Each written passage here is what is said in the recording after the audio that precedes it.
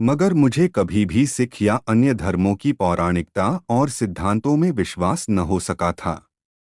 किंतु मेरी ईश्वर के अस्तित्व में दृढ़ निष्ठा थी। बाद में मैं क्रांतिकारी पार्टी से जुड़ा। वहां जिस पहले नेता से मेरा संपर्क हुआ वे तो पक्का विश्वास नहीं होते हुए भी ईश्वर के अस्तित्व को नकारने का साहस ही नहीं कर सकते थे।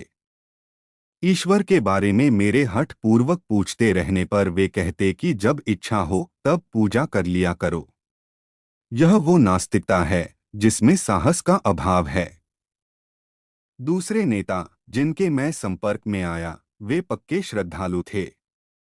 वो आदरणीय कामरेड शचीन्द्र नाथ सान्याल जो आजकल काकोरी षड्यंत्र केस के सिलसिले में आजीवन कारावास भोग रहे हैं।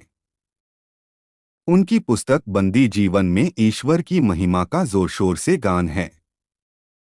उन्होंने उसमें ईश्वर के ऊपर प्रशंसा के पुष्प रहस्यात्मक वेदांत के कारण बरसाए हैं।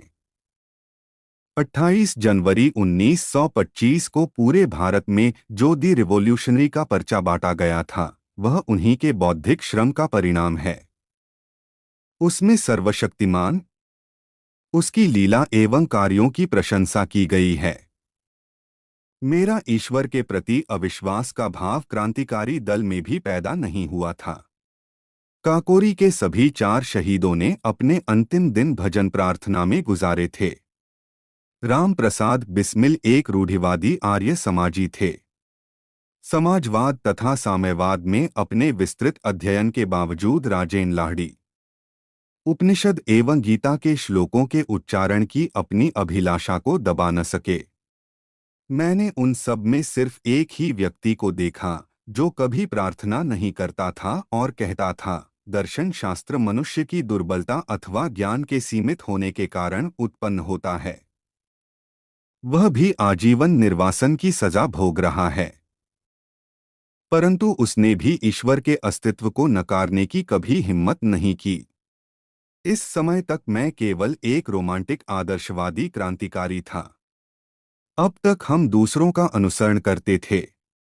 अब अपने कंधों पर जिम्मेदारी उठाने का समय आया था। यह मेरे क्रांतिकारी जीवन का एक निर्णायक बिंदु था। अध्ययन की पुकार मेरे मन के गलियारों में गूंज रही थी। विरोधियों द्वारा रखे गए तर्कों का सामना करने योग्य बनने के लिए अध्ययन करो। अपने मत के पक्ष में तर्क देने के लिए सक्षम होने के वास्ते पढ़ो। मैंने पढ़ना शुरू कर दिया। इससे मेरे पुराने विचार व विश्वास अद्भुत रूप से परिष्कृत हुए।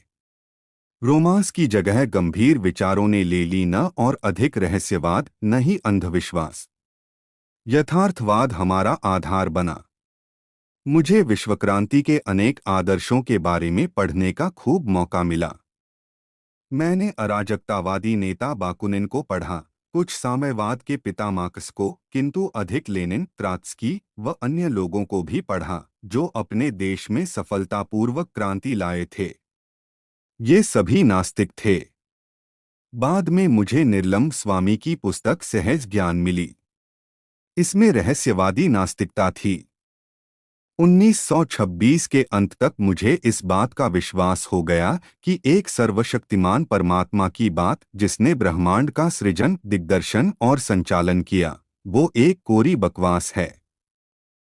मैंने अपने इस अविश्वास को प्रदर्शित किया। मैंने इस विषय पर अपने दोस्तों से बहस की। अब मैं एक घोषित नास्तिक हो चुका था।